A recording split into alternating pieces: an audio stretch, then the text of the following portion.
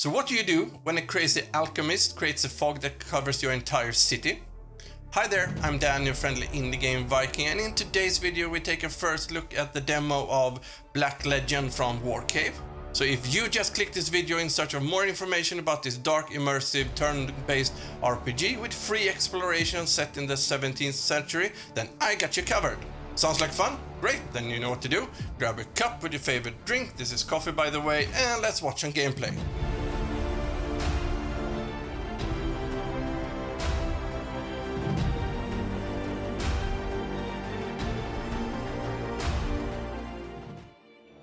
Alright, here we are. Let's see what character we're gonna pick for this one. He's a good looking male I will use. As you can see here, you can choose gender, what type of head and hair color and facial hair. And for me that is a bald one. In real life, hair is always a fun thing to set out, I must say. And specifically here. That's the closest beard I could say that I have at least. So let's not spend too much time in that one. And what are we gonna name him? Of course we're gonna name him Daniels. Yep, that's a 17th century name. This loading screen is, by the way, it's a beautiful picture. It's really not emotional, but more of a set the tone of the whole full game. So welcome to the bridge. We have a main quest that is undo the shackles and the gilded claw. But as we move around here, we can see something bad has happened. And we can also see the fog that is covering. Here is a little body. A lot of dead people. But we are going into the city of Grant. And we will lead a squadron of mercenaries to aid a struggling resistance against a deadly cult of fanatics. So let's see if we interact with this door. This is a demo, by the way, so if something weird is happening or something like that, just go with it. Here's our first person to meet. I don't get why you had so bother with you lot. Every new mercenary bandy wants me to let in dies faster than the last one. Okay. Name's Martin. I would settle for more pleasant introductions, but now's the time for a more simple question. Why have you come here? Yeah. Royal pardon from the king. I've seen my fair share of looters, treasure hunters, and idiots alike, but that's a new one. Okay, so what did we do? Get those legs moving, it's not far from here. So, okay, this one we already figured out before we entered, but I wonder what we did to actually try to get a pardon from the king. Let's see here. Locked by some contraption. I would guess it's a lock, but let's call it a contraption as we go around here and looting. And it's okay to be a loot goblin, you know. Got let's see here. Here it's our trusty longsword that we will use. Not the most dangerous one, I would guess, looking at the stats. And we have a leather tunic. Catalyzing strike we can use, and these are our primary class actives like stomach punch and throw rocks. These are the rest, although we can't see them yet, and we can only be a mercenary. And I think when we get more classes you can actually auto-equip, like if they have a certain specific on armor and weapons. Another longsword. So let's go into the inventory and see. That's a hand axe. The red icon on the weapons should be that they are actually being used by someone, even if we can't see them. So that's the philosopher's stone that is being used to, I think it's to resurrect. I think it's the correct name for it. But we will explore these streets as soon as I investigated every nook and corner of this one. At the moment it looks like I'm the small arms dealer running around with way more access, because we don't see any other mercenaries at the moment. But hopefully they are with us when we cross that place. More flasks of what's it called? Vitriol. It's a health potion basically. Oops, there I pressed the wrong button. Some stamina after your journey? Good. See this light? Means someone inside is willing to talk. Nervous fellow, but loyal. Keeps an eye out for the gates for new visitors. Ask him for the key to the gate there. We lock off a lot of things and grant on Johann's orders. Believes it will prevent people from stumbling into places they've no business being. Oh, it's nice with the voice acting.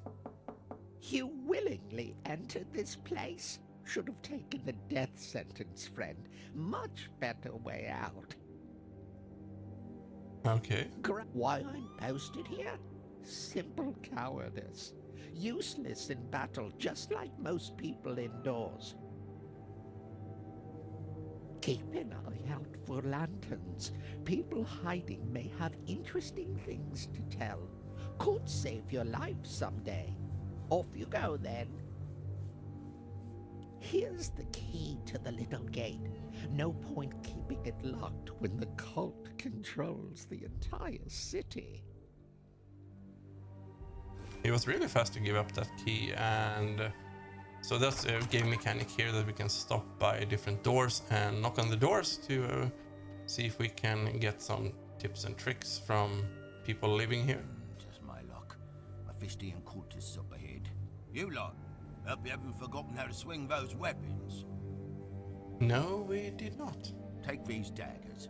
It's always nice to have a rogue on hand. And this crossbow would do fine in the hands of a sharpshooter. Shoot down any stragglers from a safe distance. Changing your class will teach you new abilities depending on the weapon you've equipped. Keep using those abilities in battle to learn them forever. Passive abilities are learned by simply having them active in battle and performing actions. You can have 3 learned abilities from any class alongside the other ones. Remain versatile by swinging classes often and learning new abilities. Head on once you've sorted it all out. I can only distract them for so long, so don't take too long. Okay. Finding all the relevant equipment for a class unlocks it for a selection to change your party. Press I to open the character menu. Changing to an unlocked class automatically equips. That's what I was talking about. Every time you use an ability in combat, they have actually explained most of this, and also the voice acting explains a lot of the things I was planning to talk about, so we will continue the rest of the game playthrough, but now you know the basics of it. We haven't touched the alchemy yet part, but I'm guessing we will see that one eventually also. And the alchemy system is going to be really fun to explain. Passive abilities are only active when you play the relevant class and cannot be cross-classed. Aim to learn as many abilities as possible on all characters to remain versatile. And we are fighting cultists called Mephisto, or the menacing alchemist is called Mephisto. And another good Mephisto is, by the way, the demon that works for Lucifer. Not here though. Critics claims that he does not search for men to corrupt, but comes to serve and ultimately collect the souls of those who are already damned. But now we can actually see our mercenaries. So, light crossbow, that is always a good thing. But they are all mercenaries. And she actually has the best armor. Better keep her up in front, is my guess.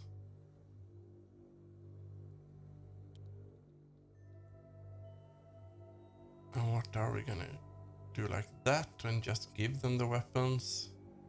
Should we give them a class? Sharpshooter for her. Yes, that is the correct class for that one. Niels, what can we do with you? Should we do you a rogue? Yes, and they auto-equip the double blades. And if she is a mercenary, she loses all her mighty gear though. I could steal it for myself, but hey, let the others have it.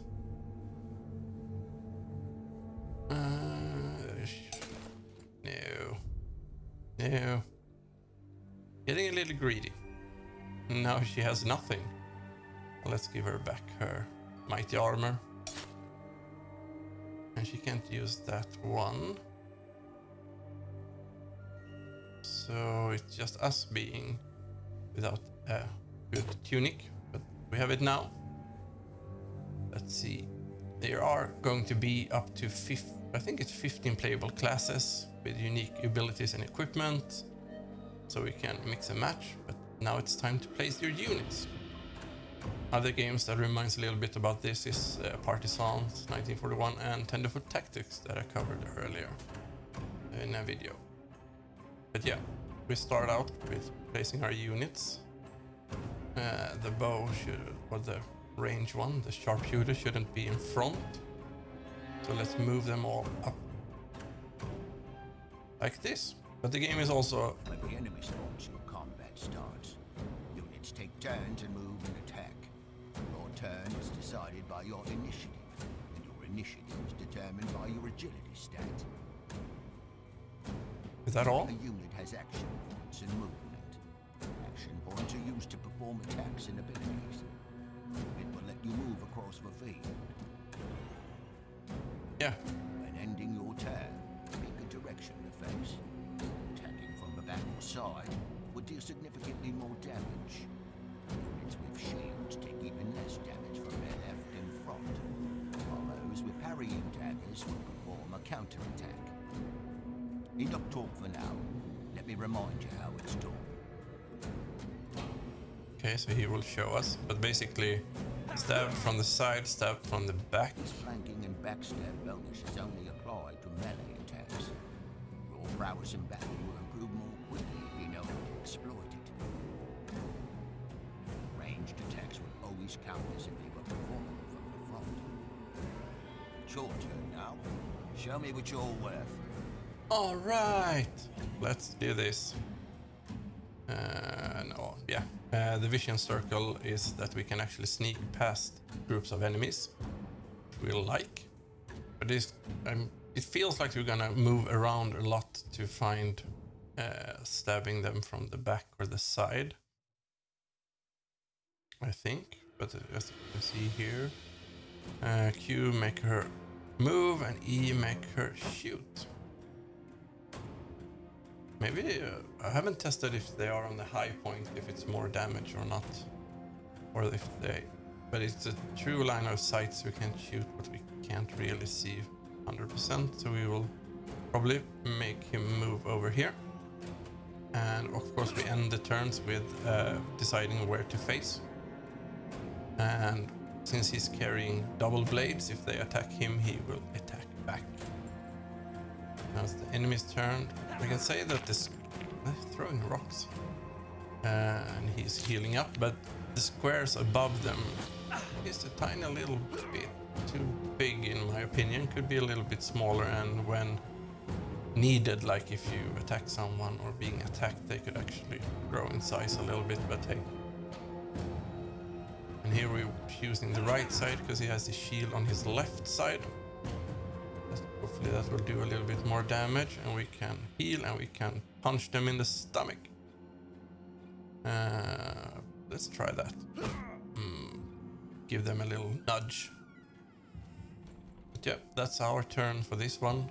So let's see what Henriette can do if we move the camera around a little bit. I like the graphics in this game. It sets the tone really to dark streets and menacing people to fight. There we go. It helps if you pick the right move set. So let's stab that one. Flanked, -9 HP. So let's face that one. What is he doing now? Okay, so this game is really a lot about dancing around in circles. Who should she shoot? Shoot him in the back. Well, that doesn't affect with the range weapons, so as they said. But it's free exploration also, so we can move around and sneak past enemies and loot and knock on doors. He continues to throw rocks at us to taunt us when there's like a lot of us around him. Cultists don't have manners, they just do as they please. So which one is it? Pressed healing there. Here we go, and backstab. That's always good. And who's nothing else funny? Throw a rock? No. He's healing up again. Stabby, stabby. Gets a stab back. That's how we deal with it.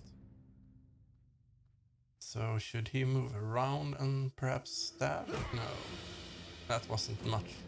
But it shows that if he has the shield up... Oh, we critted. So the crit system is built up around... I think it's... I read that it's built on... Even if you don't crit directly or during that time, you will build up to eventually you will get a crit either way.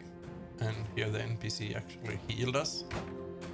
So this fight should be done pretty soon, I hope. If we just move around to be sneaky and stab from the side. Yep. First victory for us. Worse? This way now. There's more cultists ahead.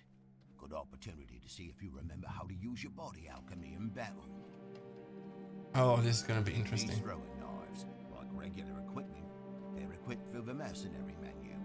Consumable items can only be used once, but don't cost any extra action points to use. Keep track of them. They can be real tide turners in battle. Consumable items can be equipped in the character menu. These items can only be used once per battle, but cost no action points. Use them wisely. Always with wisely. Huh. Let's see. Here in inventory. Powerful economic creation that can reawaken the dead. That is the healing. Attire, trinkets, and here are the throwing daggers.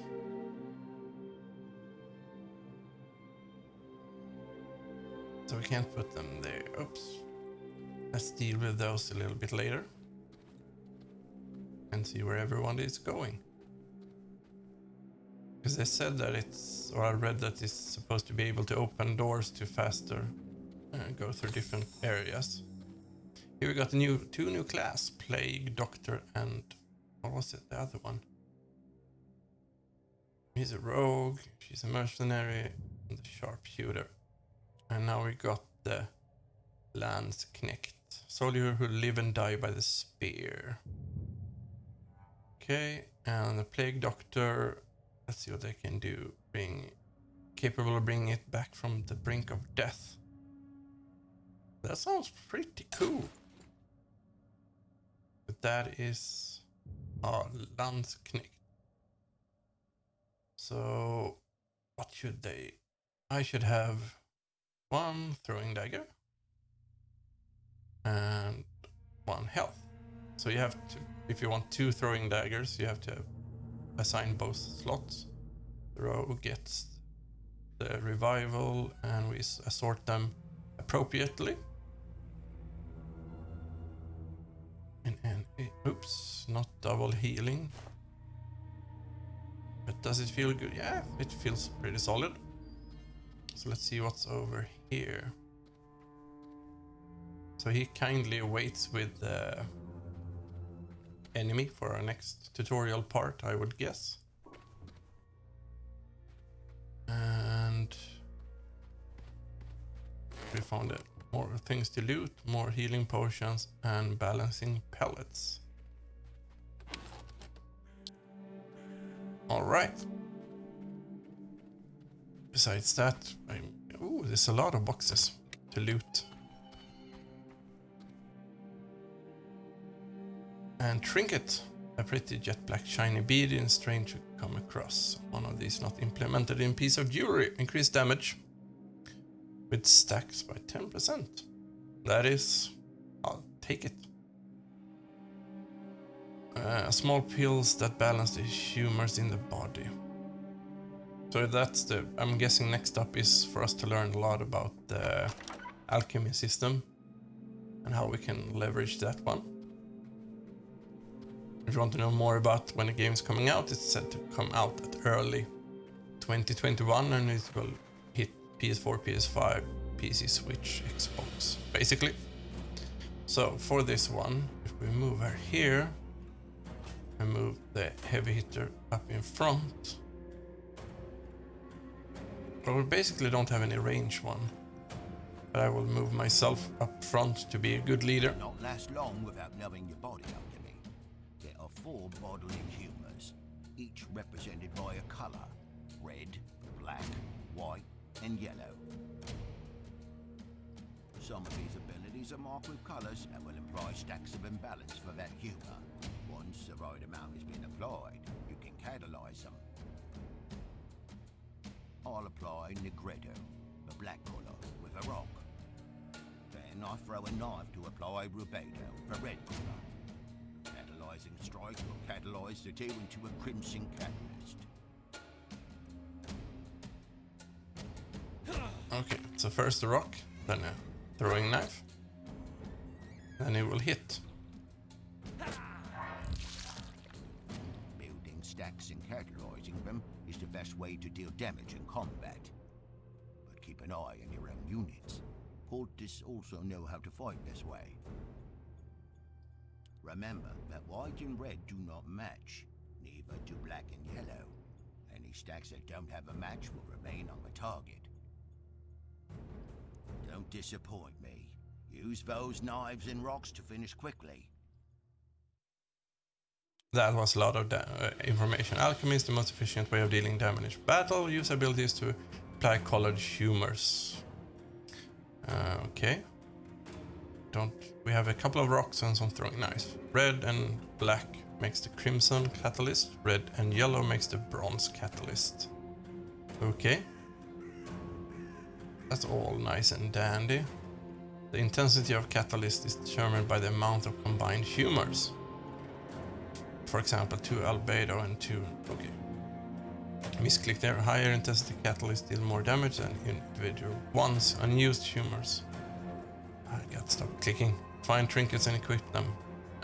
So it's based on humorism. So we're supposed to master the 4 different instabilities and combine them to catalyst attacks that deal massive damage to enemies. And I'm guessing as we progress, the harder it will become, and the enemies will basically do the same thing. In terms of difficulty, we can actually play it on easy for those who wish to see the story. The path can be gentle for those who wish. For difficulty, even the slightest mistake will be greatly punished. For this one, we actually play it pretty cool. Wouldn't be much of a video if I died in the first 10 minutes, right? So, how do we get that person past? We'll climb all these sacks. That looks like a lot of work just to be able to get there and can't attack. Maybe? Nope. So placing all your enemies like that, or your mercenaries on a row, is not always the best idea, I must say. They are healing up and stacking up. And I'm guessing the NPC is pretty stacked also, so now they start throwing rocks. So which turn? Niels. And Niels can't pass either. Or can he? No, we skip that one and go directly to the next one. And where should we place? There, perhaps? That is a bad placement, because we're gonna hit the shield directly if we can't move there. And now we can attack from the side. There we go. Ooh. That was a good one. I'm guessing that was the one that got the catalyst first, and then throw a knife. We can't throw a rock at the same time. So let's move on in here and face like that, so we are pretty safe at least. Now it's the spear. Again, the Landsknecht. And let's do a little stabby. Now what? Okay, so they were blinking yellow. because they were affected, but it seems like if I throw again, it just vanish. So what is Neil's gonna do? He's gonna move up and do his signature stab. But I can see now that I forgot to give him the second one, so now he doesn't have 2 blades. That is a mistake by me, which I can't amend during mid-fight. So that is bad. Let's throw some rocks to taunt them. Rock is thrown. Now let's move up and do some damage with our newfound sword. Oh, he was a rogue, so of course he turned and attacked. Still continuing to throw for Martin. But still, that's good for us. Because we can move the camera around, and what else are we gonna do? We're gonna move up here. Out of range. So we can't cross it. Really? Take a rock. And we level up. That is good. Can't do much more. But he deals a lot of damage. And now he heals up. And then steps back. Because we have surrounded the other one.